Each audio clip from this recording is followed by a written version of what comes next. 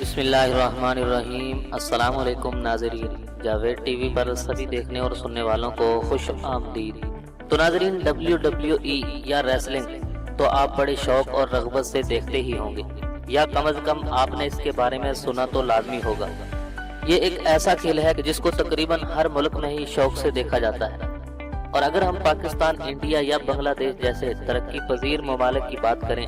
یا پھر جرمنی، اٹلی یا فرانس جیسے ترقی یافتہ یورپین ممالک کی بات کریں، تو WWE ریسلنگ کو ان تمام ممالک میں بلکہ پوری دنیا میں ہی نہایت جوش اور ولولے کے ساتھ نہ صرف دیکھا جاتا ہے بلکہ بہت زیادہ پسند بھی کیا جاتا ہے۔ اور آپ یوں سمجھ لیں کہ دنیا کی نصف سے زائد آبادی کا پسندیدہ کھیل WWE ریسلنگ ہے۔ لیکن یہاں ایک بات نہایت حیران کر دینے والی ہے کہ ریسلنگ کو پسند کرنے والے 80 سے 85% لوگ یہ بات نہیں جانتے کہ WWE جو دیکھنے میں نہایت سنسنی خیز کھیل دکھائی دیتا ہے، کہ اس کی حقیقت کیا ہے، یہ اصل ہے یا پھر فیک ہے۔ تو آج کی اس ویڈیو میں آپ کو بتاؤں گا کہ WWE کی حقیقت کیا ہے، یہ کھیل اصل ہے یا پھر نقل ہے، اور اس کے ساتھ ساتھ اور بھی بہت سے حقائق آپ کے سامنے بیان کروں گا۔ تو ہمارے ساتھ رہیے گا اور ویڈیو کو آخر تک مکمل دیکھیے گا۔ اور ویڈیو شروع کرنے سے پہلے میں اپنے نئے آنے والے دوستوں سے گزارش کرتا ہوں کہ اگر آپ نے ابھی تک ہمارے اس چینل کو سبسکرائب نہیں کیا ہے تو ویڈیو کے نیچے دیے گئے لال بٹن کو دبا کر ہمارے اس چینل کو جلدی سے سبسکرائب کر لیں،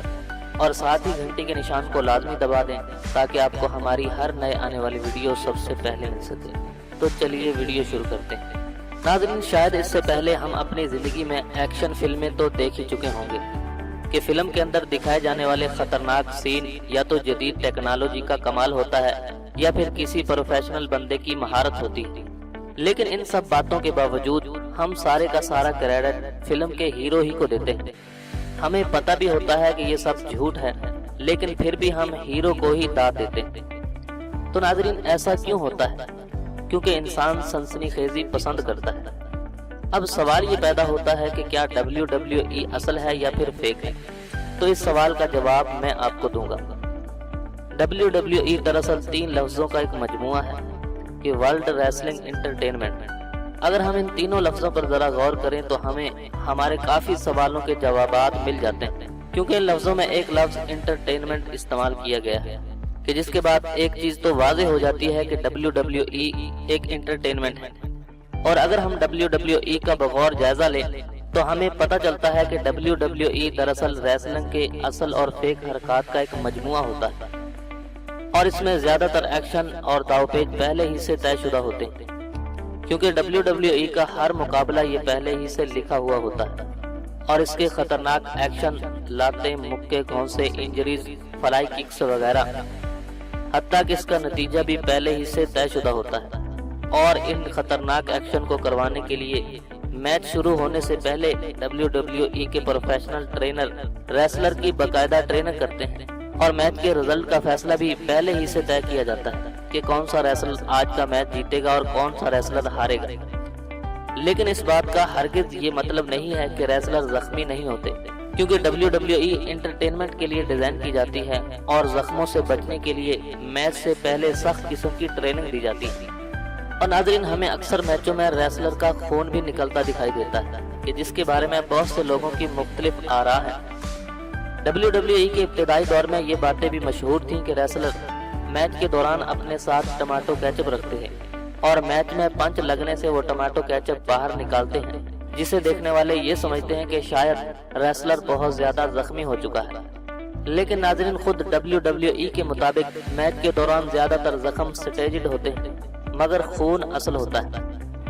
WWE کے مطابق ریسلر کے پاس ایک چھوٹا سا ریزر ہوتا ہے، جسے وہ دوران میچ پولز کے ساتھ ٹکرانے کے بعد اپنے ماتھے پر چھوٹا سا کٹ لگاتے ہیں، کہ جسے دیکھ کر یہی تاثر ملتا ہے کہ ریسلر پوری طرح سے زخمی ہو چکا ہے۔ مگر ایک نان ویل ادارے کے مطابق یہ زخم ایک چھوٹے سے بلڈ کیپسول کی مدد سے دکھائی جاتی ہے۔ ان بلڈ کیپسولز کو ریسلر دوران میچ اپنے منہ میں رکھتے ہیں، اور میچ کے دوران وہ ان کیپسولز کو دبا کر یا چبا کر خون آلود ہونے کا ڈرامہ کرتے ہیں، جنہیں ہماری 80% سے زائد آبادی سچ سمجھ بیٹھتی ہے۔ اور ناظرین، اس کے علاوہ بعض دفعہ ایسی صورتحال بھی دیکھی جاتی ہے کہ جب ریسلر حقیقتاً بڑی انجریز یعنی ہڈیوں کے ٹوٹنے، خطرناک خراشوں اور ناک سے خون بہنا کے بھی شکار ہو جاتے ہیں۔ تو ان شدید انجریز سے بچنے کے لیے رنگ کے اندر 7 تہوں والی ایسی میٹرس بچھائی جاتی ہے جو دیکھنے میں بالکل سخت فرش کی طرح ہوتا ہے،